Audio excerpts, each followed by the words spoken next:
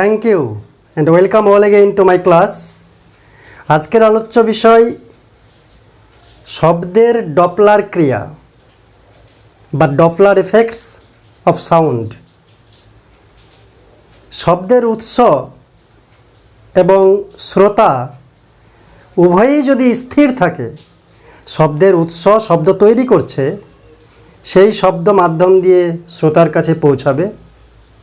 যদি শব্দের উৎস এবং শ্রোতা উভয়ই স্থির থাকে, তাহলে শব্দের উৎস যে কম্পাঙ্কের বা যে তীক্ষ্ণতার শব্দ তৈরি করে, শ্রোতা সেই কম্পাঙ্কের বা সেই তীক্ষ্ণতার শব্দ শুনতে পায়। যদি উভয়ই স্থির থাকে, কিন্তু তাদের মধ্যে যদি আপেক্ষিক গতিবেগ থাকে, উভয়ই যদি গতিশীল হয় বা একজন যদি গতিশীল হয়, পরস্পরের মধ্যে যদি আপেক্ষিক গতিবেগ থাকে, উভয়ই একই দিকে যাচ্ছে, উভয়ই বিপরীত দিকে যাচ্ছে, পরস্পরের কাছে আসছে, পরস্পর থেকে দূরে সরে যাচ্ছে, যেভাবেই হোক না কেন, শব্দের উৎস আর শ্রোতার মধ্যে আপেক্ষিক গতিবেগ থাকলে শব্দের উৎস যে কম্পাঙ্কের মানে যে তীক্ষ্ণতার শব্দ তৈরি করে, শ্রোতা ওই প্রকৃত কম্পাঙ্কযুক্ত বা তীক্ষ্ণতাযুক্ত শব্দ শুনতে পায় না, শুনে না, বরঞ্চ আলাদা কম্পাঙ্কযুক্ত আলাদা তীক্ষ্ণতাযুক্ত শব্দ শুনতে পায়। কেন? উভয়ের আপেক্ষিক গতিবেগ থাকার কারণে, গতিশীল হওয়ার কারণে। যদি স্থির থাকতো দুজনেই মানে শব্দের উৎস এবং শ্রোতা উভয়ই স্থির থাকলে প্রকৃত কম্পাঙ্কযুক্ত শব্দ বা প্রকৃত তীক্ষ্ণতাযুক্ত শব্দই শ্রোতা শুনবে। কিন্তু উভয়ের মধ্যে যদি আপেক্ষিক গতিবেগ থাকে, দুজনেই গতিশীল বা যে কোনো একজন গতিশীল, তাহলে কি হবে? শব্দ উৎসের প্রকৃত কম্পাঙ্কযুক্ত শব্দ বা প্রকৃত তীক্ষ্ণতাযুক্ত শব্দ শ্রোতা শুনবে না। আলাদা আলাদা বলতে কমও হতে পারে, বেশিও হতে পারে। আলাদা কম্পাঙ্কযুক্ত শব্দ শ্রোতা শুনবে। কম্পাঙ্কের উপর তীক্ষ্ণতা নির্ভর করে মিহি শব্দটা, তো আলাদা তীক্ষ্ণতাযুক্ত শব্দ শুনবে শ্রোতা। অর্থাৎ আপেক্ষিক গতিবেগ থাকলে শব্দের প্রকৃত কম্পাঙ্ক বা তীক্ষ্ণতার পরিবর্তন হয় না, কিন্তু আপাত তীক্ষ্ণতা বা আপাত কম্পাঙ্কের পরিবর্তন হয়, যা শ্রোতা উপলব্ধি করে। কখন? যখন শব্দের উৎস আর শ্রোতার মধ্যে আপেক্ষিক গতিবেগ থাকবে। এই ঘটনাকেই বলা হয় শব্দের ডপলার ক্রিয়া বা ডপলার এফেক্ট। যখন রেল স্টেশনে আমরা দাঁড়িয়ে থাকি, শব্দ হুইসেল দিয়ে আসছে, শব্দ যদি কাছে আসে, শব্দ জোরে শোনা যাবে স্বাভাবিক। কিন্তু ভালো করে যদি আমরা অনুধাবন করি, তাহলে ভালো করে শুনলে আমরা দেখতে পাবো, মানে শুনতে পাবো যে শব্দের তীক্ষ্ণতাও বাড়ছে। শব্দের লাউডনেস বৃদ্ধির সঙ্গে সঙ্গে পিচ বা শ্রিলনেস বাড়ছে। কখন? ট্রেন যখন হুইসেল বাজাতে বাজাতে কাছে আসছে। এবং উল্টা কাজ হবে যখন দূরে চলে যাবে। ট্রেন যখন হুইসেল বাজাতে বাজাতে দূরে চলে যাচ্ছে, তখন শব্দের লাউডনেস কমছে, তার সঙ্গে শ্রিলনেস কমছে, তীক্ষ্ণতা কমছে। জোরে আওয়াজ তো কমবে দূরে গেলে, কিন্তু তার সঙ্গে শব্দের তীক্ষ্ণতা, মিহি শব্দটা কমে যাচ্ছে। অর্থাৎ ফ্রিকোয়েন্সি কমছে। কার ফ্রিকোয়েন্সি কমছে? আপাত ফ্রিকোয়েন্সি কমছে, প্রকৃত ফ্রিকোয়েন্সি কমছে না। তবে অবশ্যই মনে রাখতে হবে এখানে যে শব্দ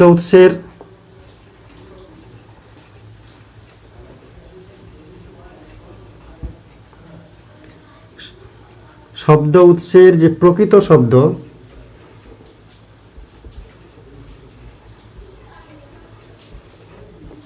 মানে শব্দ উৎসের যে প্রকৃত শব্দটা, তার প্রকৃত শব্দের তীক্ষ্ণতা বা কম্পাঙ্ক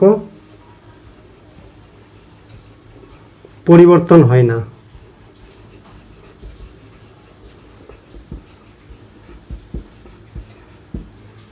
শব্দ উৎসের যে প্রকৃত শব্দটা তার কোনো তীক্ষ্ণতা বা কম্পাঙ্ক পরিবর্তন হচ্ছে না আপেক্ষিক গতিবেগ থাকার জন্য, কিন্তু শ্রোতার কাছে যে শুনছে সেই শ্রোতার কাছে শব্দের আপাত কম্পাঙ্কের বা আপাত তীক্ষ্ণতার পরিবর্তন হচ্ছে। মানে যেমন আমার যা ওজন, আমি যদি জলে নামি আমাকে হালকা হালকা মনে হবে, তাই বলে জলে নামলে কি আমার সত্যিকারের ওজনটা কমে যায়? না, সত্যিকারের ওজন কমে না। জলে নামার কারণে একটা অন্য কারণে আমার ওজনটা আপাতভাবে কম মনে হয়, আমার ওজনটা আপাতভাবে কম মনে হয় একটা অন্য কারণে। অন্য কারণটা কি? প্লবতা। ঠিক সেরকম শব্দ আর শ্রোতার মধ্যে যদি আপেক্ষিক গতিবেগ থাকে, তাহলে শ্রোতার কাছে শব্দের উৎসের যে প্রকৃত বা অরিজিনাল যে ফ্রিকোয়েন্সি বা পিচ, তার থেকে আলাদা ফ্রিকোয়েন্সি বা আলাদা পিচের শব্দ সে শুনতে পায়, আলাদা কম্পাঙ্কের আলাদা তীক্ষ্ণতাযুক্ত শব্দ সে শুনতে পায়। তার মনে হয়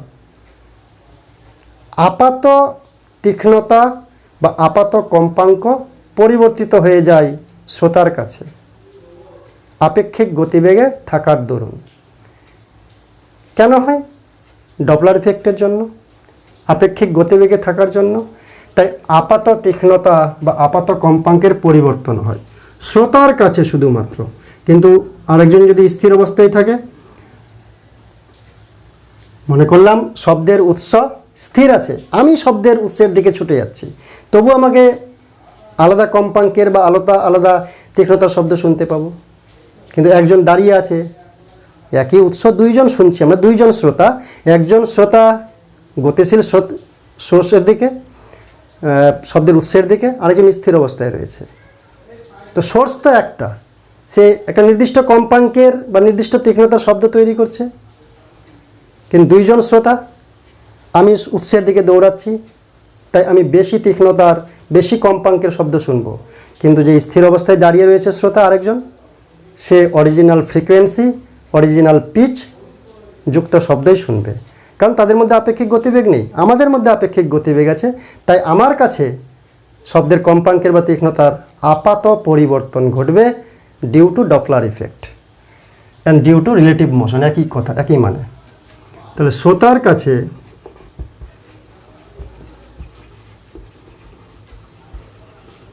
শব্দের তীক্ষ্ণতা বা কম্পাঙ্কের আপাত পরিবর্তন হয়, শব্দের তীক্ষ্ণতা বা কম্পাঙ্কের আপাত পরিবর্তন, অ্যাপারেন্ট ডিফারেন্স ঘটে।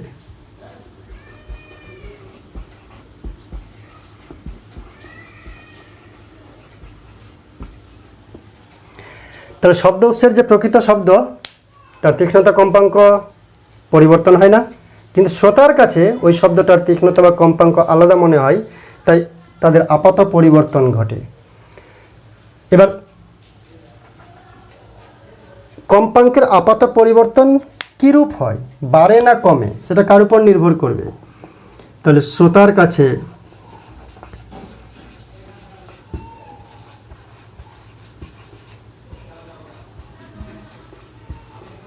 কম্পাঙ্কের বা তীক্ষ্ণতার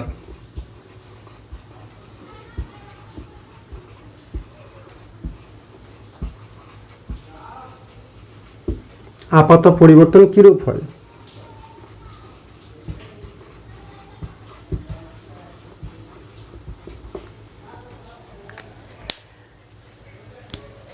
আপেক্ষিক গতিবেগ থাকবে।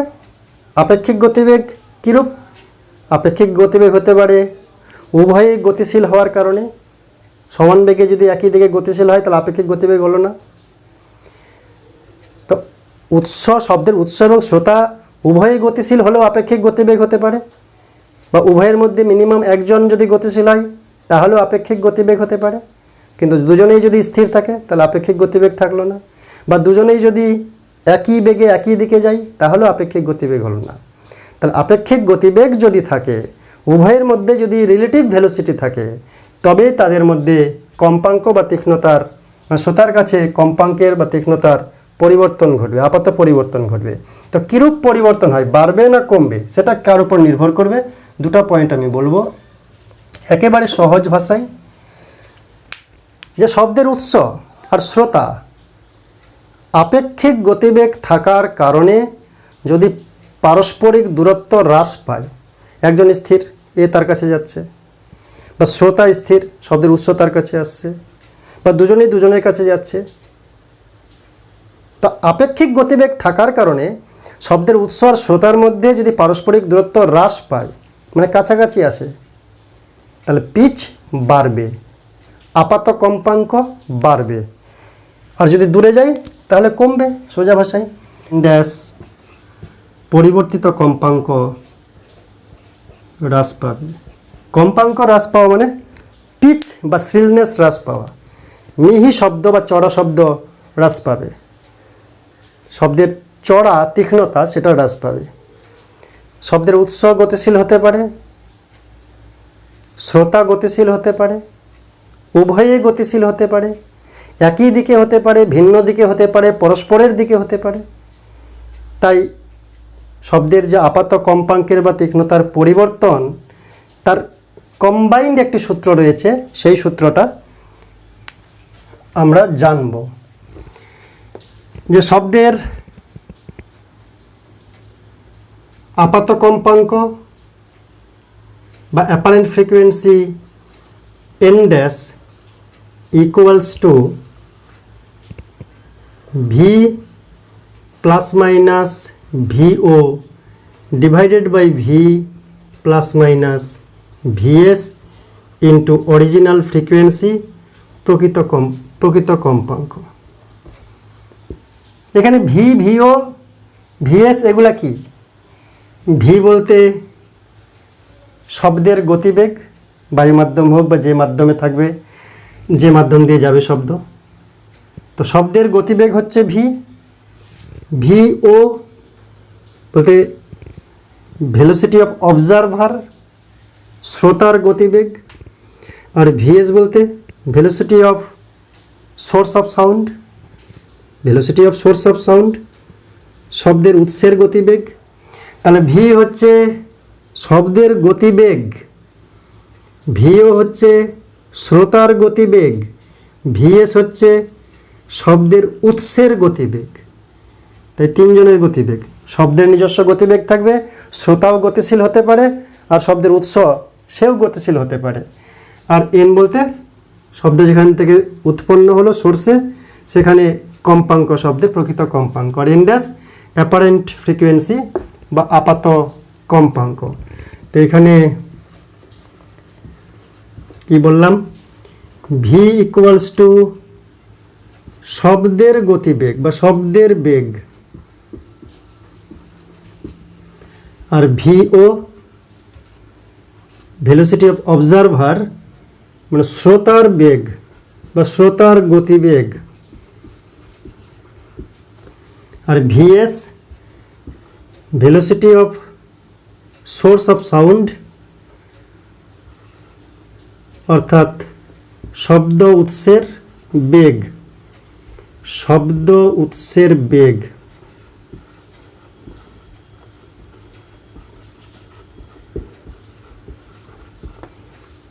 আর এন, এন বলতে শব্দ উৎস থেকে যে উৎপন্ন হচ্ছে শব্দ, তার প্রকৃত কম্পাঙ্ক, শব্দের প্রকৃত কম্পাঙ্ক, original frequency of sound from source. তো এই যে একটা জটিল ফর্মুলা লিখলাম, প্লাস মাইনাস উপরে, প্লাস মাইনাস নিচে, তো কখন কোন প্লাস নিব না মাইনাস নিব, কাকে নিব, দুটা এই সূত্রটাকে, যখন কোনো অঙ্ক থাকবে এই সূত্রটা হুবহু বুঝবে না, কখনো প্লাস নিতে হবে, কখনো মাইনাস নিতে হবে, কখনো ভিএস থাকবে তো ভি জিরো না, কখনো ভিও থাকবে তো ভিএস থাকবে না, কখনো দুটাই থাকতে পারে, উপরেও প্লাস নিচেও প্লাস হতে পারে, উপরেও মাইনাস নিচেও মাইনাস হতে পারে, উপরে প্লাস নিচে মাইনাস, বা উপরে মাইনাস নিচে প্লাস হতে পারে, উল্টাপাল্টা হতে পারে। তো ঘাবড়ানোর কোনো ব্যাপার নেই, অত্যন্ত সহজ। একটু ভালো করে শুনবে, দেখবে অত্যন্ত সহজ, নিজের বুদ্ধিতেই এটা তৈরি করা যাবে। তো এক নাম্বার শব্দের শ্রোতা, শ্রোতা যে সে যদি স্থির থাকে, শ্রোতা স্থির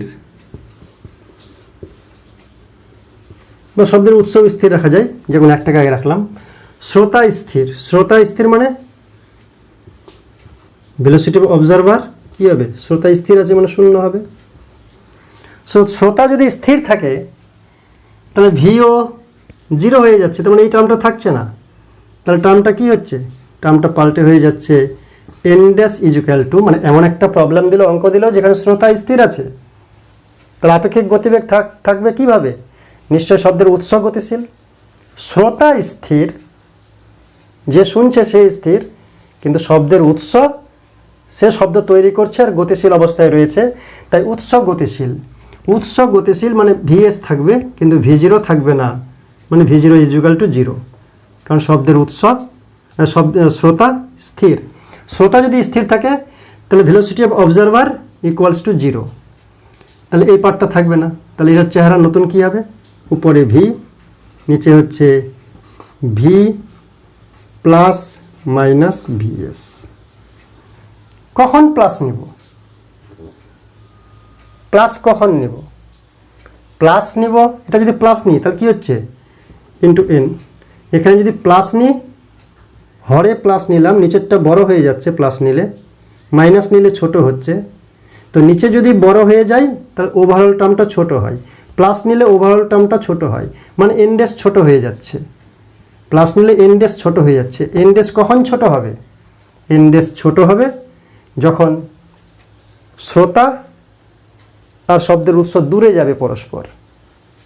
শব্দের উৎস আর শ্রোতা দূরে যখন যাবে তখন কম্পাঙ্ক ছোট হয়ে যায়, কমে যায়। দূরে কখন যাবে? শ্রোতা তো থেমে আছে, তার মানে উৎসটা দূরে যাচ্ছে, তাই শব্দের উৎস শ্রোতার বিপরীত দিকে যায়, যেদিকে শ্রোতা আছে শ্রোতার বিপরীত দিকে যায়।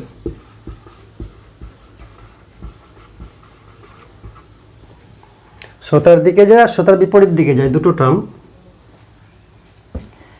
এবার মাইনাস নিব কখন? এন ড্যাশ ইজুক্যাল টু শ্রোতা স্থির। শ্রোতা স্থির হলে কে গতিশীল? শব্দের উৎস গতিশীল। শব্দের উৎস কোন দিকে গতিশীল? শ্রোতার দিকে যাচ্ছে না, শ্রোতা যেদিকে আছে তার উল্টা দিকে যাচ্ছে। তাহলে কি হচ্ছে? অ্যাপার্ট হচ্ছে, তাদের মধ্যে পারস্পরিক দূরত্ব বাড়ছে। দূরত্ব বাড়ছে মানে কি? কম্পাঙ্ক কমে যাচ্ছে। তো এখানে প্লাস মাইনাস ছিল, তাহলে কি নিব? প্লাসটা নিব। মাইনাস কখন নিব?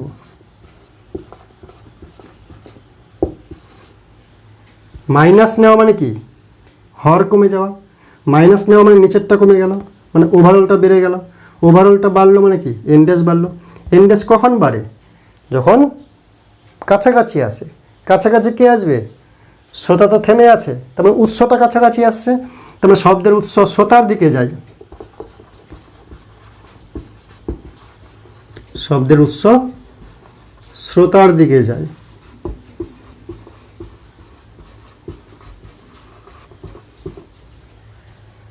তো এখানে শ্রোতা স্থির ছিল, এবার শ্রোতা গতিশীল, উৎসটা স্থির যদি হয়। কে? শব্দের উৎস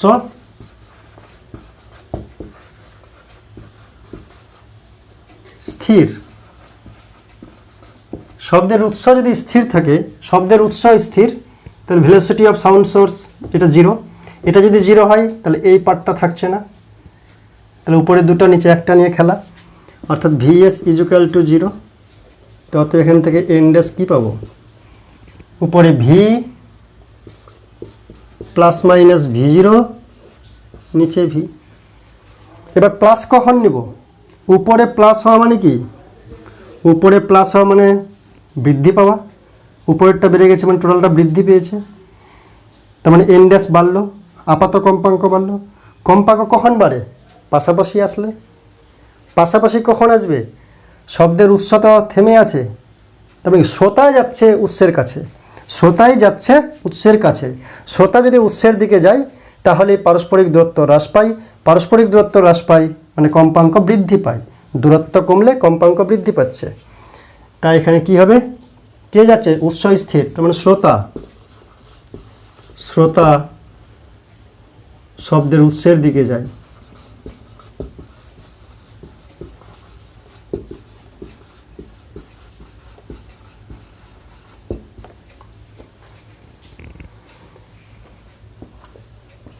আর এন ড্যাশ ইকুয়াল টু মাইনাসটা কখন নিব, v minus v zero by v into n. উপরে কী হচ্ছে মাইনাস, উপরে মাইনাস মানে কি টার্মটা কমে যাচ্ছে, টার্মটা কমে গেল মানে কি এন ড্যাশ কমে গেল। এন ড্যাশ কখন কমে, যখন শ্রোতা আর শব্দের উৎস দূরে যায়। তো দূরে যাবে কিন্তু তার মধ্যে উৎস তো স্থির আছে, তার মানে শ্রোতাই দূরে যাচ্ছে, কার দূরে, উৎস থেকে দূরে। তাই শ্রোতা শব্দের উৎসের বিপরীত দিকে যায়।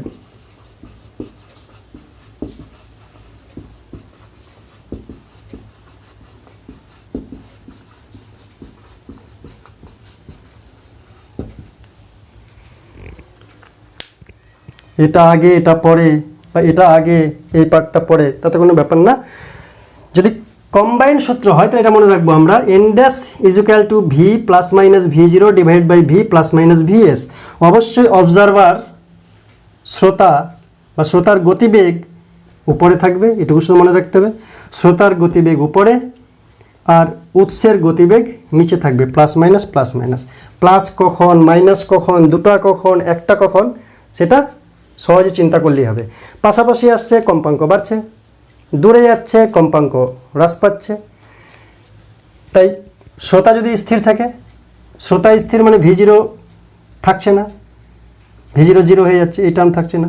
তাহলে v divide by V plus minus v s, v divide by V plus minus v s. Plus কখন ধরবো, প্লাস এখানে প্লাস হবে মানে কি হর বেড়ে গেল মানে টোটালটা কমে গেল। কখন কমে, যখন দূরে যাই। তো শ্রোতা তো স্থির, তার মানে শব্দের উৎস দূরে যাচ্ছে, শব্দের উৎস শ্রোতার বিপরীত দিকে গেলেই দূরে যাওয়া। এন ড্যাশ এখানে মাইনাস কখন হবে, নিচে মাইনাস হওয়া মানে টোটাল টার্মটা বেড়ে যাওয়া। কখন বেড়ে যায়, কাছাকাছি আসে। তো শ্রোতা তো স্থির, কে কাছে আসছে, উৎসটাই কাছে আসছে, তাই শব্দের উৎস শ্রোতার দিকে যায় বা শ্রোতার কাছে যায়। এবার শব্দের উৎস যদি স্থির হয়, শব্দের উৎস স্থির মানে ভিএস জিরো থেমে গেছে, ভিএস জিরো মানে এই পার্টটা নেই, তাহলে ওই পার্টটার সঙ্গে নিচেরটা হিসাব করবো। একবার প্লাস একবার মাইনাস, প্লাস কখন নিব, উপরে প্লাস মানে বেড়ে যাওয়া, বেড়ে যাওয়া মানে কাছাকাছি চলে আসে। কাছাকাছি কখন আসবে, উৎস তো থেমে আছে, তাহলে শ্রোতাই যাচ্ছে উৎসের দিকে। উৎস তো নড়বে না, উৎস থেমে আছে, এই যে বলছি উৎস স্থির, তাহলে শ্রোতাই যাচ্ছে উৎসের দিকে। মাইনাস হলো মানে কমে গেল, কখন কমবে, দূরে যাবে, কখন দূরে যাবে, উৎস তো স্থির আছে, তখন শ্রোতা উৎস থেকে ভাগছে দূরে, উৎস থেকে দূরে যাচ্ছে মানে উৎসের বিপরীত দিকে যাচ্ছে। এবার এমনও তো হতে পারে যে শ্রোতা এবং উৎস উভয়ই গতিশীল। উভয়ই যদি গতিশীল হয়, n dash is equal to V plus minus v zero divide by V plus minus v s into N, এটা মূল সূত্র। এবার মনে করলাম শব্দের উৎস, শব্দের উৎস মানে এটা ভিএস, ভিএস শ্রোতার দিকে যাচ্ছে, ভিএস শ্রোতার দিকে যাচ্ছে। শব্দের উৎস যদি শ্রোতার দিকে যায় মানে কাছাকাছি যাওয়ার চেষ্টা করছে, তো তার প্রভাবে কি হবে, কম্পাঙ্ক বাড়বে। কাছাকাছি যাওয়ার যে চেষ্টা করবে তার প্রভাবে কম্পাঙ্ক বাড়বে। তাহলে এ যদি কাছাকাছি যেতে চাই তাহলে কম্পাঙ্ক বাড়তে চাইবে, তো এ কাছাকাছি গেলে কম্পাঙ্ক বাড়বে। এর জন্য কম্পাঙ্ক কখন বাড়বে, নিচে যদি মাইনাস টার্মটা নিই, নিচে মাইনাস নেওয়া মানে কমে গেল, নিচে কমে গেল টোটালটা বাড়লো। তাই সোর্স যদি উৎসের দিকে যাই তাহলে এখানে মাইনাস নেব। এবার সোর্স, শব্দের সোর্স যদি শ্রোতার দিকে যাই তাহলে এখানে মাইনাস নিব। আর শ্রোতা ভি জিরো বলতে, ভিও বলতে শ্রোতা, শ্রোতা যদি শব্দ থেকে, শব্দের উৎস থেকে দূরে যাই তাহলে কম্পাঙ্ক কমবে, কমতে গেলে উপরে মাইনাস নেব। আর ও যদি কাছে আসে তাহলে বাড়বে, উপরে প্লাস নেব। তাই প্লাস কখন নেব, মাইনাস কখন নেব সেটা আমাদের চিন্তা করতে হবে। এবার মনে করলাম যে দুজনে কাছাকাছি আসছে, সোর্স আর শ্রোতা দুজনেই কাছাকাছি আসছে, তাহলে দুজনেই বাড়াবে। তাহলে উৎসব শব্দের শ্রোতা বাড়াচ্ছে তো পরে প্লাস নিলাম, সোর্স শব্দের উৎস এও বাড়াবে, কিন্তু এ বাড়াবে কখন? মাইনাস নিলে, তাই এখানে মাইনাস নিলাম। এবার দুজনেই বিপরীত দিকে যাচ্ছে, এই দিকে যাচ্ছে বা এই দিকে যাচ্ছে, এটা সোর্স। সোর্স কি চাইছে? শ্রোতা থেকে দূরে ভাগছে, তার মানে এ কমাতে চাইছে, তাই এখানে প্লাস নেব, নিচে প্লাস নেওয়া মানে কমে যাওয়া। আর শ্রোতা কি চাইছে? কাছে আসতে চাইছে, তো শ্রোতার জন্য কম্পাঙ্ক বাড়ার ধান্দা করবে, তো শ্রোতা বাড়াচ্ছে, তো এখানে প্লাস নেব। এবার মনে করলাম শ্রোতাও দূরে যাচ্ছে, এও দূরে যাচ্ছে, শ্রোতাও দূরে যাচ্ছে, আর সোর্স বা শব্দের উৎস এও দূরে যাচ্ছে, তো এও দূরে যাওয়ার ধান্দায় আছে, ও দূরে যাওয়ার ধান্দা আছে, তার মানে কি দুজনেই তো কম্পাঙ্ক কমাবে। দুজনেই কম্পাঙ্ক কমাবে কখন? উপরে যখন মাইনাস নিব আর নিচে যখন প্লাস নেব। নিচে প্লাস নেওয়া তাহলে কম্পাঙ্ক কমিয়ে দেওয়া, উপরে প্লাস মাইনাস নেওয়া মানে কম্পাঙ্ক কমিয়ে দেওয়া। তাই প্লাস মাইনাসটা চিন্তা করে নিতে হবে। শুধু মনে রাখবো, আমরা জানি যে হরে প্লাস নেওয়া মানে কমে যাওয়া, লবে প্লাস নেওয়া মানে বৃদ্ধি পাওয়া, হরে মাইনাস নেওয়া মানে বৃদ্ধি পাওয়া, আর লবে প্লাস নেওয়া মানে বৃদ্ধি পাওয়া। সেটা চিন্তা করে এগুলো প্লাস মাইনাস করব। অর্থাৎ কম্বাইন্ড ফর্মুলা রয়েছে এটা, কখনো V0 থাকবে, কখনো VS থাকবে না, কখনো VS থাকবে তো V0 থাকবে না, কখনো দুজনেই থাকবে, কখনো প্লাস দুই দিকেই থাকবে, কখনো মাইনাস দুই দিকেই থাকবে, কখনো উপরে প্লাস নিচে মাইনাস, কখনো নিচে মাইনাস উপরে প্লাস। চিন্তা করব যে উভয়ের গতিবেগ কাছাকাছি আসতে চাইছে না দূরে যেতে চাইছে। যদি কেউ কাছে আসতে চায় তার জন্য কম্পাঙ্ক বাড়াতে হবে, প্লাস না মাইনাস নিলে বাড়বে সেটা চিন্তা করব। এ যদি দূরে যায় তা কমাতে চাইছে, প্লাস না মাইনাস নেব সেটা চিন্তা করব। দুজনেই কাছাকাছি আসছে, কম্পাঙ্ক দুজনেই বাড়াতে চাইছে, তাহলে উপরে প্লাস নিচে মাইনাস নেব, তাহলেই এটাও বাড়বে এটাও বাড়বে। এটা মাইনাস করলে এটা প্লাস করলে বৃদ্ধি পায়, নিচেরটা মাইনাস করলে বৃদ্ধি পায়। লব আর হরের যা খেল, সেই অনুযায়ী চিন্তা করতে হবে প্লাস মাইনাস কীভাবে হবে। এবার এই সূত্রটা আসলো কিভাবে সেটা আমরা প্রমাণ করার চেষ্টা করব। তো শ্রোতার যদি গতিবেগ থাকে তার প্রভাবে আপাত কম্পাঙ্ক কি দাঁড়ায়, যে সূত্রটা আমরা পেলাম সেই সূত্রটা কিভাবে আসলো সেটা আমরা এখানে দেখাবো। তো শ্রোতার গতির প্রভাব, এখানে শ্রোতা গতিশীল হবে আর শব্দের উৎস স্থির থাকবে। এটা মনে করলাম শব্দের উৎস, আর এটা মনে করলাম এখানে রয়েছে শ্রোতা মানে অবজারভার। এটা সোর্স অফ সাউন্ড, এটা হচ্ছে অবজারভার শ্রোতা। এখানে তুমি দাঁড়িয়ে আছো, এখান থেকে শব্দ তৈরি হচ্ছে। দাঁড়িয়ে আছো ভুল বললাম, শ্রোতা গতিশীল, তুমি গতিশীল কোন দিকে? শ্রোতার দিকে, বা শ্রোতা যেদিকে আছে তার বিপরীত দিকে। তো প্রথমে মনে করলাম শ্রোতার দিকে তুমি গতিশীল,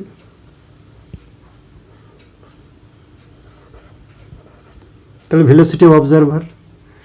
আর সোর্স শব্দের উৎস সেটা স্থির, তাহলে এর গতিবেগ নেই বা শূন্য, তাহলে এটা হচ্ছে স্থির। শব্দের উৎস কি করবে?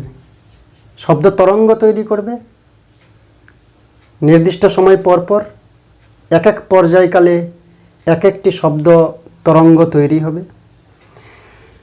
শব্দের উৎস থেকে যে শব্দ তরঙ্গ তৈরি হয় সেটা অনুদৈর্ঘ্য তরঙ্গ, ঘনীভবন তনুভবন, ঘনীভবন তনুভবন হয়ে বিস্তার লাভ করে। তো মনে করলাম শব্দের উৎস থেকে যে শব্দ তরঙ্গ তৈরি হলো,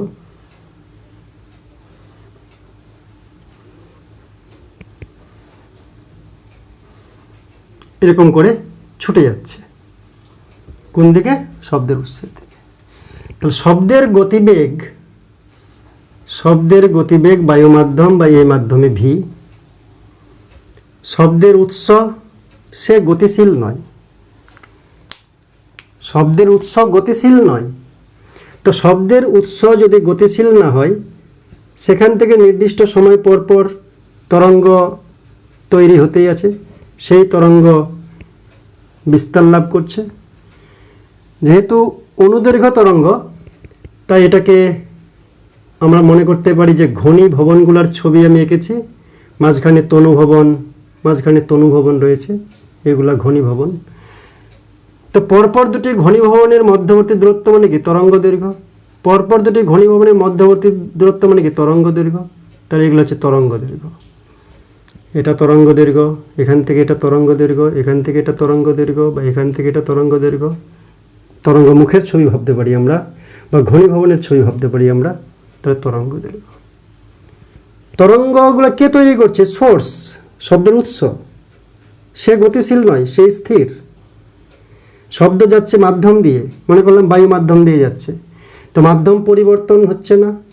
শব্দের উৎস যে তরঙ্গ তৈরি করছে সেও নড়ছে না, চড়ছে না। তাহলে একই সময় অন্তর অন্তর, একই দূরত্ব পরপর ঘনীভবনগুলি বা শব্দ তরঙ্গগুলি ধীরে ধীরে এগিয়ে যাবে, ভি গতিবেগ নিয়ে বিস্তার লাভ করবে। কিন্তু উৎস যে, উৎস বলছে কেন, শব্দের যে শ্রোতা, অবজারভার, এই অবজারভার শব্দ যেদিক থেকে তার কাছে আসছে, শ্রোতা স্থির যদি থাকতো, তাহলে যে কম্পাঙ্কের শব্দ বিস্তার লাভ করছে ওই কম্পাঙ্কের শব্দই এ শুনতে পেত। যে গতিবেগে শব্দ বিস্তার লাভ করছে সেই গতিবেগে শব্দ এখানে পৌঁছাতো। অর্থাৎ শ্রোতার কাছেও শব্দের গতিবেগ ওইটাই হতো, ভি হতো, যদি এ স্থির থাকতো। কিন্তু এবারটা স্থির নেই। এ কী করছে? এ শব্দ যেদিক থেকে যাচ্ছে শ্রোতা সেদিকেই ছুটে যাচ্ছে। অর্থাৎ শব্দ আমার দিকে আসছে, আমি যদি স্থির থাকি, যে গতিবেগে আসছে সেই গতিবেগে আমি শব্দ ক্যাচ করব। কিন্তু আমি যদি আবার যেচে শব্দের দিকে এগিয়ে যাই, সে গতিবেগে আসছে, আমিও তার দিকে যদি ছুটে যাই, তাহলে আপেক্ষিক গতিবেগ বৃদ্ধি পাবে। সে আমার দিকে আসতে যে সময় লাগতো সে তো আসছেই, শব্দটা আসছে আমার দিকে, কিন্তু আমি আবার তার দিকে এগিয়ে যাচ্ছি। তার মানে কি? তার ডিস্টেন্সটা কমিয়ে দিচ্ছি, তার মানে কি তাড়াতাড়ি আমি শব্দটা শুনতে পাবো, মানে গতিবেগটা বৃদ্ধি পাবে। কিন্তু মনে রাখতে হবে, শ্রোতার গতিবেগে শব্দ তরঙ্গের তরঙ্গ দৈর্ঘ্য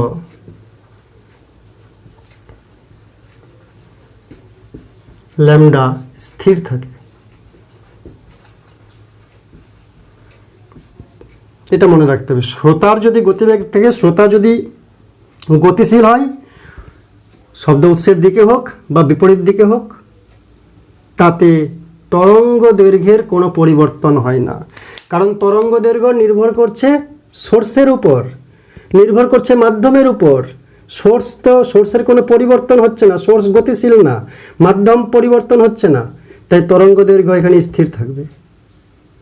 এই যে দূরত্বগুলো, এগুলো স্থির থাকবে। অবজারভার বা শ্রোতা এদিকে ছুটে আসলে তার কাছে শব্দের যে গতিবেগের পরিবর্তন ঘটবে। ভি গতিবেগ ছিল, কিন্তু সে যেহেতু এদিকে ছুটে আসছে V0 গতিবেগ নিয়ে, তাই শ্রোতার কাছে শব্দের গতিবেগ কি মনে হবে? V plus V0। শব্দের গতিবেগ কি মনে হবে? V plus V0। কিন্তু ল্যামডা, ওই ল্যামডা একই থাকবে, তরঙ্গ দৈর্ঘ্য যা ছিল তাই থাকবে। অবজারভার বা শ্রোতার গতিবেগের কারণে শব্দ তরঙ্গের তরঙ্গ দৈর্ঘ্যের কোনো পরিবর্তন ঘটে না। তরঙ্গ দৈর্ঘ্যের পরিবর্তন তখনই একমাত্র সম্ভব যদি সোর্স, শব্দের উৎস গতিশীল হয়। কিন্তু এখন শব্দের উৎস স্থির রয়েছে। কে গতিশীল? শ্রোতার গতি রয়েছে। শ্রোতার গতি থাকলে শব্দ তরঙ্গের তরঙ্গ দৈর্ঘ্য বৃদ্ধি পাবে না বা হ্রাস পাবে না। তাহলে এখানে কি লিখতে পারি? উৎস থেকে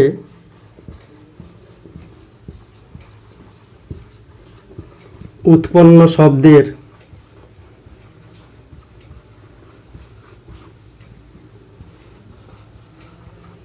কম্পাঙ্ক, মানে প্রকৃত কম্পাঙ্ক সমান n, ধরে নিচ্ছে এগুলা। গতিবেগ,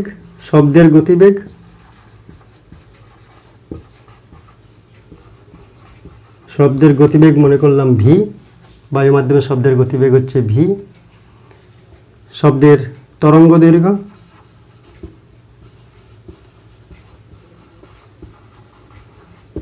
দৈর্ঘ্য সমান ল্যামডা, এক্ষেত্রে স্থির। এক্ষেত্রে স্থির কেন? যেহেতু সোর্স অফ সাউন্ড স্থির, তাই শব্দ তরঙ্গের তরঙ্গ দৈর্ঘ্যের কোনো পরিবর্তন হয় না। কিসের পরিবর্তন হয়? শ্রোতার কাছে শব্দের গতিবেগের পরিবর্তন হয়। তো এখান থেকে কী পাবো আমরা? একটা সূত্র জানি ভি এন ল্যামডা দিয়ে, অতি পরিচিত, v is equal to N lambda or lambda is equal to v by n. কেন লিখলাম? এটা কাজে লাগবে ওখানে, ল্যামডা যেহেতু স্থির। এবার শ্রোতার কাছে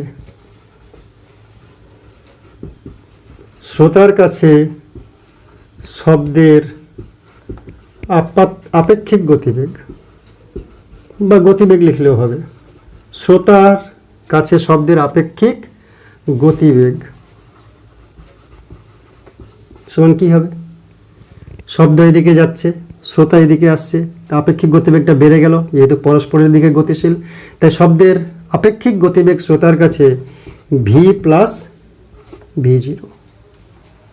এটা শব্দের প্রকৃত গতিবেগ, এটা অবজারভারের গতিবেগ পরস্পরের দিকে, তাই বেড়ে গেল আপেক্ষিক গতিবেগ ভি প্লাস ভি জিরো। অতএব শ্রোতার কাছে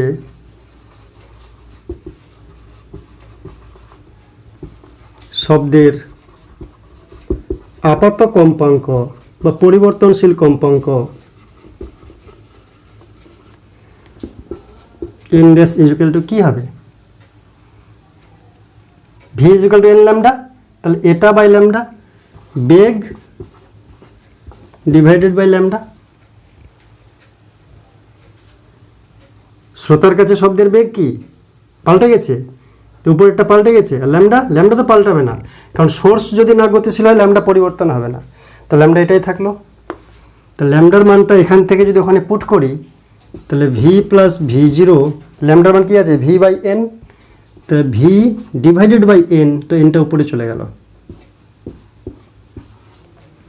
তাহলে n dash is equal to V plus v zero divide by n. এবার মনে করে দেখো, যেখানে বলেছিলাম যে শ্রোতা গতিশীল, উৎস স্থির, উৎস স্থির বলতে ভিএস নেই, শ্রোতা গতিশীল, তাই ভিও থাকলো। শ্রোতা কোন দিকে গতিশীল? উৎসের দিকে, পরস্পরের দূরত্ব কমাচ্ছে, এ স্থির আছে, ও কাছে আসছে, দূরত্ব কমাচ্ছে, কম্পাঙ্ক বাড়বে। কম্পাঙ্ক বাড়ে কীভাবে? উপরে প্লাস হলে, তাই উপরে প্লাস হয়েছে। তাহলে এটা হচ্ছে কি, শ্রোতা উৎসের দিকে আসছে, উৎসের দিকে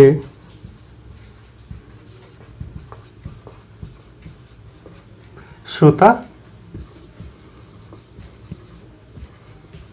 আসলে,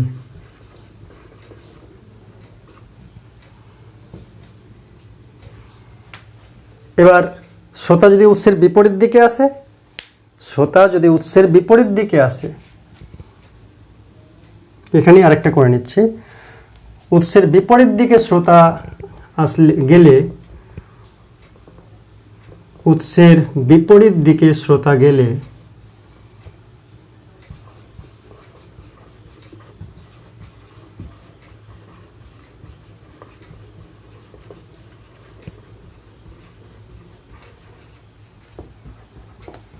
তাহলে কি হবে? অবজারভার এদিকে আসছে না, উল্টা দিকে যাচ্ছে, তাহলে অবজারভার যদি উল্টা দিকে যায়, উল্টা দিকে গেলে কি হবে? যে গতিবেগে শব্দ তার কাছে পৌঁছানোর চেষ্টা করছিল, সে যদি স্থির থাকতো, ওই গতিবেগেই সে শব্দ তরঙ্গগুলোকে ক্যাচ করতো, কিন্তু ও ভেগে দূরে যাচ্ছে। তার মানে কি, শব্দ তরঙ্গগুলা যে গতিবেগে যাচ্ছিল, সে আপেক্ষিক গতিবেগ কমে গেল, আপেক্ষিক গতিবেগ কমে গেল, সে দূরে ভাগছে সেই কারণে। তাহলে আপেক্ষিক গতিবেগ কত হবে? ভি মাইনাস ভি জিরো, না ভি জিরো মাইনাস ভি? না, শব্দের গতিবেগ বায়ু মাধ্যমে 332 মিটার পার সেকেন্ডে 332 মিটার, ওর কাছাকাছি অবজারভারের গতিবেগ হতে পারে না, তাই অবজারভারের গতিবেগ সবসময় কম, তাই ভি মাইনাস ভি জিরো হবে আপেক্ষিক গতিবেগ। শ্রোতা যদি দূরে যায়, উৎসের বিপরীত দিকে যায় বা উৎস থেকে দূরে যায়, তাহলে শ্রোতার কাছে শব্দের আপেক্ষিক গতিবেগ হবে ভি মাইনাস ভি জিরো। তাহলে এখানে হবে ভি মাইনাস ভি জিরো, কিন্তু ল্যামডা তো স্থির, কেন? যেহেতু সোর্স স্থির, তাহলে এখানে হবে ভি মাইনাস v0/v। তাহলে এন বাড়ছে না কমছে? আপাতত কমে যাচ্ছে। কেন? দূরে যাচ্ছে। দূরে যাচ্ছে মানে কি? পরস্পর থেকে দূরত্ব বাড়ানোর চেষ্টা করছে মানে দূরত্ব বাড়বে। তো পারস্পরিক দূরত্ব বাড়বে মানে কম্পাঙ্কটা কমবে। কম্পাঙ্ক কমবে কখন? উপরে মাইনাস হবে যখন। তাই মাইনাস অটোমেটিক আসলো। মাইনাসটা কোত্থেকে আসলো? আপেক্ষিক গতিবেগের চিন্তাভাবনা থেকে। শব্দের যে উৎস, যে শব্দ তৈরি করছে, যে অনুদৈর্ঘ্য তরঙ্গ তৈরি করছে, সেই গতিশীল। তাহলে আমরা মনে করতে পারি এটা শব্দের উৎস এস, এটা হচ্ছে শ্রোতা বা অবজারভার ও, এটা সোর্স অফ সাউন্ড, এটা হচ্ছে অবজারভার। তো এখানে বেশি তরঙ্গ নেব না, আমরা দুটা তরঙ্গ দিয়ে বিচার করব, কারণ এখানে তরঙ্গ দৈর্ঘ্যের পরিবর্তন হবে। কি হবে? ল্যামডা পরিবর্তিত হবে, ল্যামডা এখানে পরিবর্তন হবে, ল্যামডা ড্যাশ হয়ে যাবে। কেন? খুব সহজ বিষয়, যে সোর্স এখানে গতিশীল আর এ হচ্ছে শ্রোতা হচ্ছে স্থির। শ্রোতা স্থির আর সোর্স হচ্ছে গতিশীল। তো সোর্স যে মুহূর্তে এই জায়গায় ছিল, গতিশীল তো নির্দিষ্ট অবস্থান নেই, তাই প্রথমে যখন এই মুহূর্তে এখানে ছিল, তখন এখান থেকে একটা অনুদৈর্ঘ্য তরঙ্গ সে তৈরি করে ফেলেছে। কাছাকাছি নিতে হবে অনুদৈর্ঘ্য তরঙ্গটা। এটা অনুদৈর্ঘ্য তরঙ্গ তৈরি করলো, মনে করলাম ঘনীভবনের ছবি নিলাম আমরা। তাতে এক পর্যায়কাল পরে সোর্স কতক্ষণ পরপর তরঙ্গ তৈরি করবে? একটা পূর্ণ তরঙ্গ তৈরি হতে কত সময় লাগবে? টি পর্যায়কাল। তো টি সময় পরে শব্দের তো গতিবেগ কত? ভি আছে। তো টি সময় পরে মনে করলাম এই তরঙ্গটা এইখানে গিয়ে পৌঁছালো।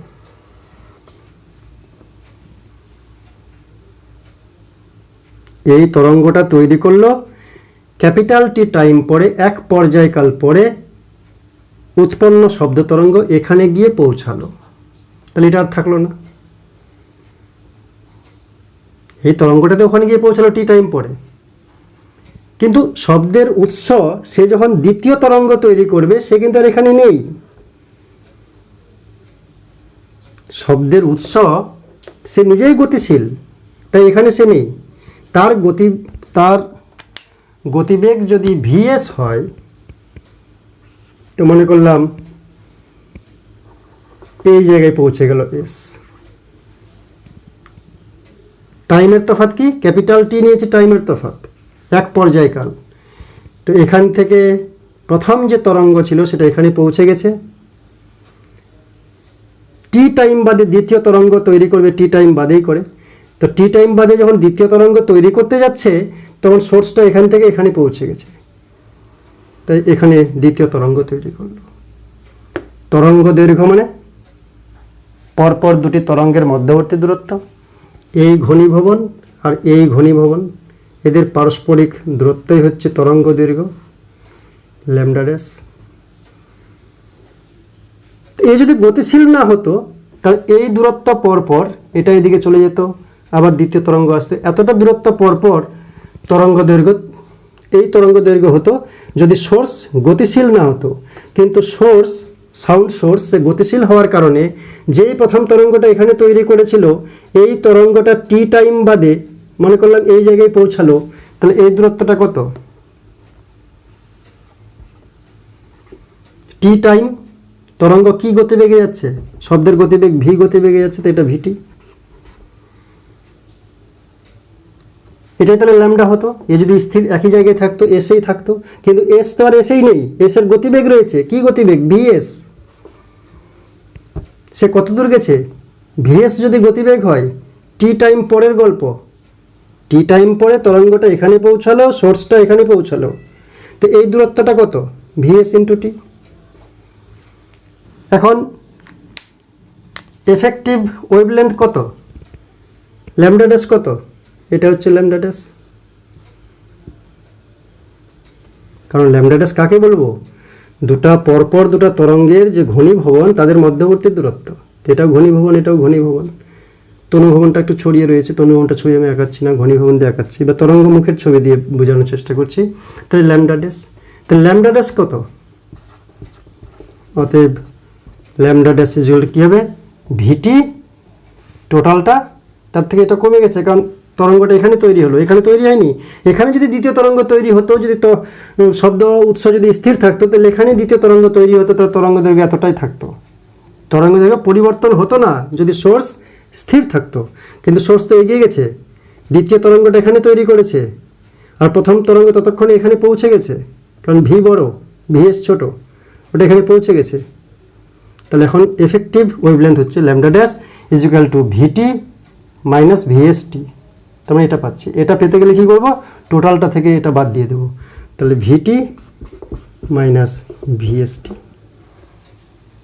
টি যদি কমন নিই তাহলে T into V minus VS. V কি? শব্দের গতিবেগ। ভিএস কি? শব্দের উৎসের গতিবেগ। তাহলে এখানে শব্দ উৎস থেকে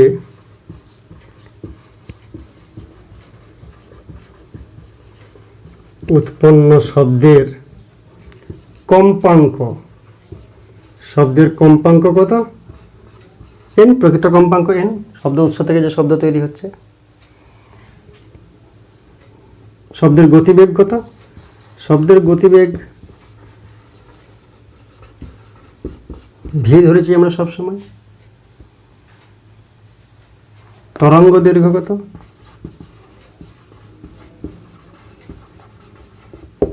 তরঙ্গ দৈর্ঘ্য, আপাত তরঙ্গ দৈর্ঘ্য না, শব্দের উৎসের যে তরঙ্গ তৈরি করছে তার তরঙ্গ দৈর্ঘ্য। অবজারভারও এই তরঙ্গ দৈর্ঘ্যই বুঝতে পারবে, এবং সোর্স সেও এই তরঙ্গ দৈর্ঘ্যের তরঙ্গই তৈরি করছে। তো তরঙ্গ দৈর্ঘ্য ল্যামডা না, ল্যামডা ড্যাশ, ল্যামডা ড্যাশ। আর শ্রোতা, শ্রোতার কাছে কি খবর? শ্রোতার শব্দের শ্রোতার কাছে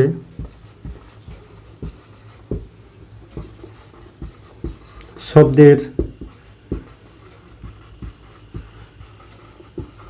আপেক্ষিক বেগ কত? এ ভিএস বেগে যাচ্ছে সোর্স, এ স্থির আছে, শব্দ ভি গতিবেগে যাচ্ছে, তাহলে V minus VS into T, তাই হবে কি? শব্দের উৎস, শব্দের উৎস শব্দ তৈরি করে ছেড়ে দিচ্ছে, শব্দটাকে ধরে নিয়ে যাচ্ছে না। শব্দের উৎস শব্দ তৈরি করে ছেড়ে দিচ্ছে, শব্দটা নিজে নিজেই যাচ্ছে, আর শ্রোতা থেমে আছে। তাই শ্রোতার কাছে শব্দের গতিবেগ বলতে প্রকৃত গতিবেগ ভি, এখানে আপেক্ষিক গতিবেগ ভি প্লাস ভিএসটি বা ভি মাইনাস ভিএসটি এরকম কিছু নেই। তাহলে শব্দের, শ্রোতার কাছে এখানে শব্দের গতিবেগ বা আপেক্ষিক বেগ ভি হবে, কারণ শব্দটা বায়ু মাধ্যম দিয়ে যাচ্ছে, শ্রোতা তো তৈরি করে দিচ্ছে, শ্রোতা তৈরি করে দিচ্ছে, সেই গতিবেগে শব্দ তরঙ্গটা পৌঁছাচ্ছে। শব্দ তরঙ্গ বলতে শব্দ শক্তিটা যাচ্ছে, কোনো পার্টিকেল না। যদি একটা পার্টিকেল এখান থেকে বেরোতো, এও গতিশীল, পার্টিকেলটাও গতিশীল, তাহলে আপেক্ষিক গতিবেগ বৃদ্ধি হওয়ার চান্স ছিল। কিন্তু এখানে আপেক্ষিক গতিবেগ বাড়বেও না কমবেও না। শ্রোতার কাছে শব্দের বেগ কত হবে? ভি হবে। এটা মনে রাখতে হবে, ভি প্লাস ভিএসটি বা ভি মাইনাস ভিএসটি এগুলো কিছু হবে না।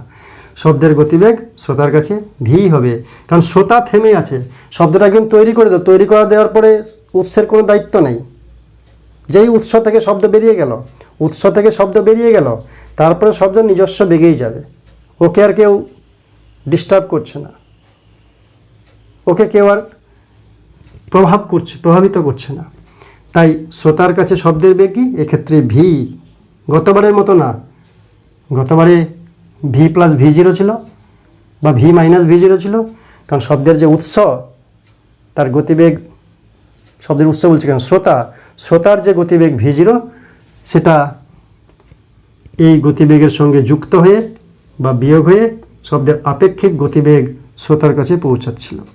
এখানে শ্রোতার কাছে শব্দের বেগ ভি হবে, এটা মনে রাখতে হবে। শব্দের বেগ যদি ভি হয়, অতএব আপত্ত কম্পাঙ্ক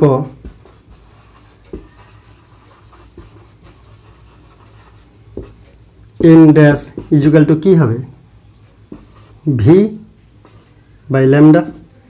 কিন্তু এখানে ল্যামডা পরিবর্তন হয়ে গেছে, ল্যামডাটা হয়ে গেছে কি ল্যামডা ড্যাশ, যেহেতু উৎস গতিশীল তাই এটা হবে ল্যামডা ড্যাশ।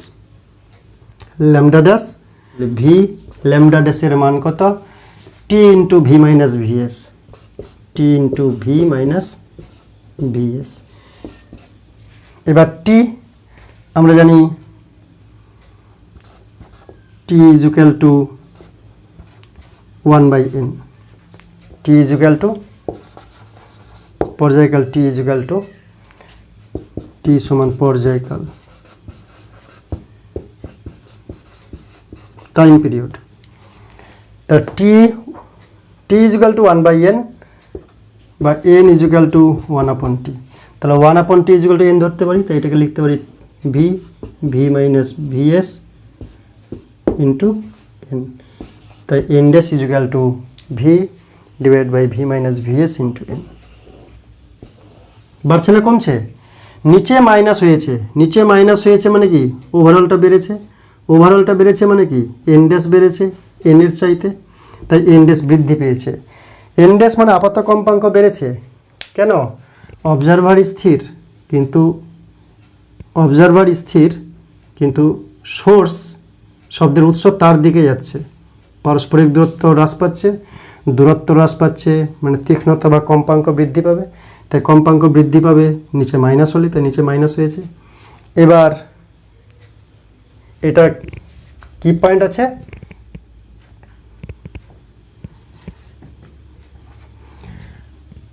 শব্দের উৎস শ্রোতার নিকট যাচ্ছে, শব্দের উৎস শ্রোতার দিকে গেলে, শব্দের উৎস শ্রোতার দিকে গেলে তাহলে এটা কাণ্ড ঘটবে।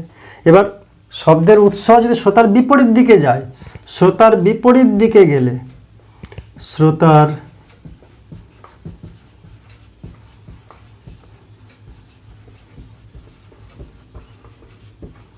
বিপরীত দিকে গেলে কি হবে, এই ছবিটা পাল্টে যাবে।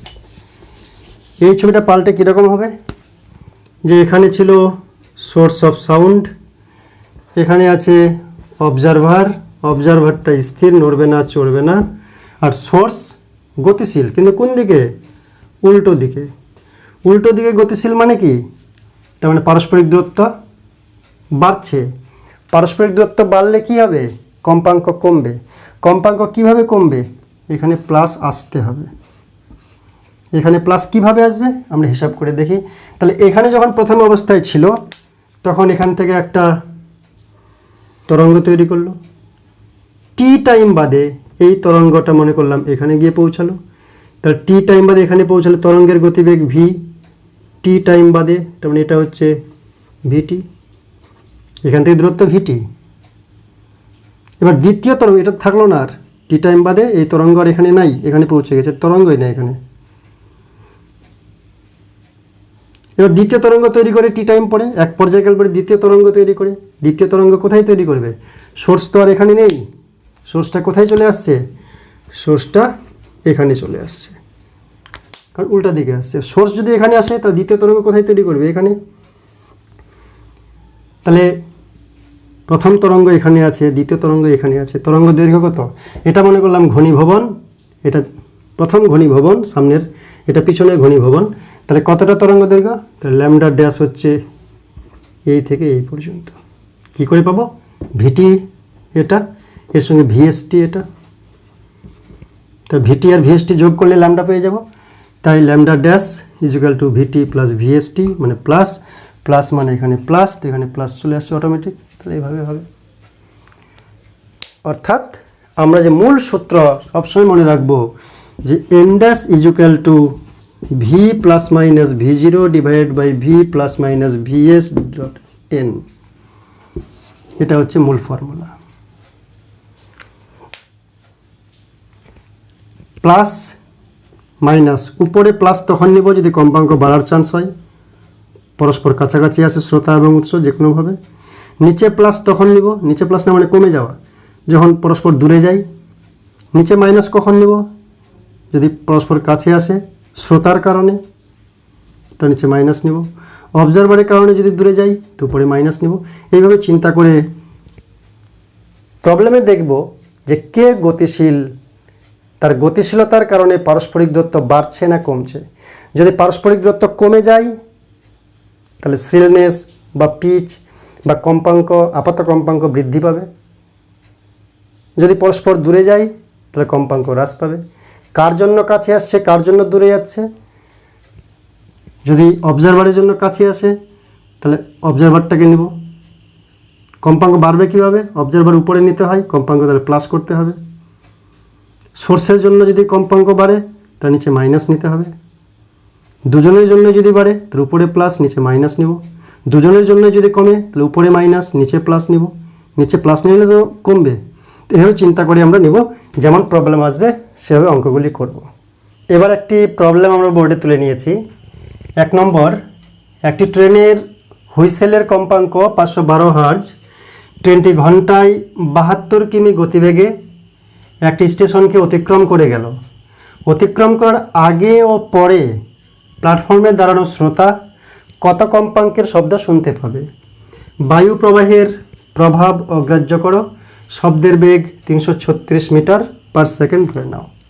আমি প্ল্যাটফর্মে দাঁড়িয়ে আছি, একটি ট্রেন আসছে, আমার কাছে আসছে, আমি স্থির, শ্রোতা স্থির, কিন্তু শব্দের উৎস হুইসেল বাজিয়ে আসছে। তাহলে যখন কাছে আসছিল পারস্পরিক দূরত্ব আমাদের কম ছিল, তাই বেশি কম্পাঙ্কের শব্দ আমি শুনতে পাবো। যখন আমাকে ক্রস করে প্ল্যাটফর্ম দিয়ে ট্রেনটা বেরিয়ে যাবে তখন পারস্পরিক দূরত্ব বাড়ছে, শব্দের উৎসের জন্যই, আমি তো স্থির, শ্রোতা স্থির, তাহলে আমাদের কী হবে? কম্পাঙ্ক কমতে থাকবে। তাহলে আপাত কম্পাঙ্ক কত কত হবে অতিক্রম করার আগে এবং পরে শ্রোতার কাছে, সেটা নির্ণয় করতে হবে। বায়ু প্রবাহের প্রভাব অগ্রাহ্য করো। মনে রাখতে হবে বায়ু প্রবাহ ডপলার ক্রিয়াকে প্রভাবিত করে। আমরা ডপলার ক্রিয়া জানি, মূল সূত্র ছিল n = v plus minus v0 divide by v plus minus vs into n। প্রকৃত কম্পাঙ্ক যদি n হয়, আপাত কম্পাঙ্ক যদি n ড্যাশ হয়, বায়ুর গতিবেগ হচ্ছে v, শ্রোতার গতিবেগ শব্দ উৎসের গতিবেগ। কিন্তু বায়ু প্রবাহ যদি এটাকে এফেক্ট করে, কীভাবে এফেক্ট করতে পারে?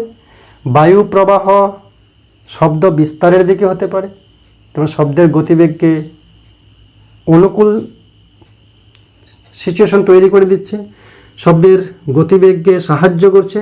যদি বায়ু শব্দ বিস্তারের দিকে বায়ু প্রবাহের বেগ হয় তাহলে তখন এই ভি শব্দের বেগ আর ভি থাকবে না, ভি প্লাস ভি হয়ে যাবে। যদি বিস্তারের দিকে বায়ু প্রবাহ হয়, বায়ু প্রবাহের বেগ স্মল ভি হয়। আর যদি যেদিকে শব্দ বিস্তার লাভ করছে, শব্দ যেদিকে যাচ্ছে শ্রোতার দিকে যাচ্ছে কিন্তু বায়ু প্রবাহ উল্টা দিকে, তাহলে মাইনাস নিতে হবে। এখানেও ভি মাইনাস নেব, এখানেও ভি মাইনাস নেব। তো বায়ু প্রবাহ ডপলার ক্রিয়াকে প্রভাবিত করে, সেই কারণে এখানে বায়ু প্রবাহকে অগ্রাহ্য করতে বলেছে। বায়ু প্রবাহের প্রভাব অগ্রাহ্য করো। তো আমরা কে স্থির আছে? শ্রোতা স্থির। এখানে শ্রোতা স্থির। শ্রোতা যদি স্থির হয় তাহলে এন ড্যাশ কী পাবো? আমরা তো মূল সূত্র জানি, n dash = V plus minus v0 divide by V plus minus vs। তো v0 মানে ভি অবজারভার, সেটা তো স্থির, তাহলে এখানে থাকবে v divide by V plus minus vs into N. এটা হবে। যেহেতু শ্রোতা স্থির তাই ভিও থাকবে না। এটা লেখার আগে আমরা চালাকি করে খাতার দিকে N dash = V plus minus VO divide by V plus minus vs into N, এটা আমরা লিখে রাখবো। এখান থেকে কিন্তু চিন্তা করব যে শ্রোতা স্থির, শ্রোতা স্থির, ট্রেন আচ্ছা গতিবেগ লিখি আগে। এখানে শ্রোতা স্থির, ট্রেনের বেগ মানে সোর্সের বেগ, সাউন্ড সোর্সের বেগ ইকুয়াল টু কি আছে 72 কিমি। তাহলে 72 কিমি বলতে 1000 বাই ঘন্টা, ঘন্টাকে সেকেন্ড করলাম 60 ইন্টু 60, তাহলে এত মিটার পার সেকেন্ড। 0 0 0 0 কাটলো, 2 3 6, 2 5 10, 6 1 6, 6 2 12, 3 4 12, 5 4 20, 20 মিটার পার সেকেন্ড হচ্ছে ভিএস। শব্দের বেগ দেওয়া আছে, আর একটুখানি সবগুলা শব্দের বেগ ভি ইকুয়াল টু কী দেওয়া আছে 336 মিটার পার সেকেন্ড। ভিএস পেয়ে গেলাম, ভি পেয়ে গেলাম। এবার ভিও তো থাকবে না এখানে, এন পেয়ে যাচ্ছি শব্দের প্রকৃত কম্পাঙ্ক।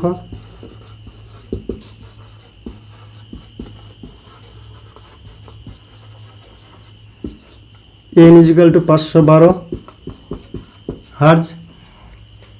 এবার কি বলেছে, অতিক্রম করার আগে, ট্রেন যখন আমাকে অতিক্রম করেনি, অতিক্রম করার আগে কি ট্রেন আমার কাছে আসছিল, তো অতএব অতিক্রম করার আগে এন ড্যাশ মানে আপাত কম্পাঙ্ক, বা লিখে দেওয়া যায় আপাত কম্পাঙ্ক, কী হবে এই সূত্রটার কাছে এটা থাকবে না, অবজারভার স্থির এটা থাকবে না। অতিক্রম করার আগে ট্রেনটা আমার কাছে আসছিল, পারস্পরিক দূরত্ব কমাচ্ছিল, কারণ সোর্স নিজেই আমার কাছে আসছিল, অবজারভার স্থির আমি, তো আমার কাছে আসছিল মানে কম্পাঙ্ক বাড়বে। কম্পাঙ্ক কখন বাড়ে, নিচে মাইনাস হলে। তাহলে ভি, এই ফর্মুলাটা এখানে বসবে, v minus VS into n. তার মানে কি হচ্ছে, এটা মানে হচ্ছে ভি বলতে 336, ভি বলতে 336 মাইনাস 20, ভিএস বলতে 20 ইন্টু এন, এন বলতে 512, 336 316 512। এটা ক্যালকুলেটর হিসাব করবে, বাড়বে না কমবে, বাড়বে, তাই এটা 544 পয়েন্ট সামথিং হবে বুঝি, যা হবে ক্যালকুলেটর হিসাব করবে, এত হার্জ কম্পাঙ্ক 544 হার্জ, এই টাইপের কিছু একটা আসবে। আর অতিক্রম করার পরে, আমাকে যেই মাত্র অতিক্রম করে গেল ট্রেনটা দূরে চলে যাচ্ছে, তাহলে অতিক্রম করার পরে কি কম্পাঙ্ক কমবে, অতিক্রম করার পরে কি হবে এন ড্যাশ ইকুয়াল টু, এই সূত্রটা নিচে প্লাস হয়ে যাবে। অবজারভার তো থাকবে না, অবজারভার তো স্থির, এখানে শ্রোতা স্থির, ভিও স্থির, ভিও 0, তাহলে ভি প্লাস ভিএস ডুইং, তার মানে হবে উপরে 336, নিচে 336 plus 20 into 512 hertz equal to, হিসাব করলে 483.2 বা সামথিং কিছু একটা হার্জ থাকবে, কম্পাঙ্ক এত হার্জ, যা আসবে তা। তো এইভাবে আমরা অঙ্কগুলি করতে পারি। অবশ্যই মনে রাখবো মূল সূত্র n dash equal to V plus minus v observer divide by V plus minus v of source into original frequency of the sound from the source. এই সূত্রটা মনে রাখলে প্রত্যেকটা অঙ্ক করা যায়। এবার এমনও হতে পারতো যে শ্রোতা গতিশীল, শব্দের উৎস স্থির। শ্রোতা যদি গতিশীল হয়, শব্দের উৎস যদি স্থির হতো, শব্দের শ্রোতা গতিশীল তাহলে V0 থাকবে, আর শব্দের উৎস স্থির তো নিচে S থাকবে না, এটা থাকবে। কাছাকাছি আসছে তো উপরে প্লাস নেব, দূরে যাচ্ছে তো উপরে মাইনাস নেব, আর VS থাকলে উল্টাটা লব আর হরের বিচার করে আমরা চিন্তা করব। তো এইভাবে অতি সহজে অঙ্কগুলি করা যায়। আজকের জন্য এই পর্যন্তই, থ্যাংক ইউ।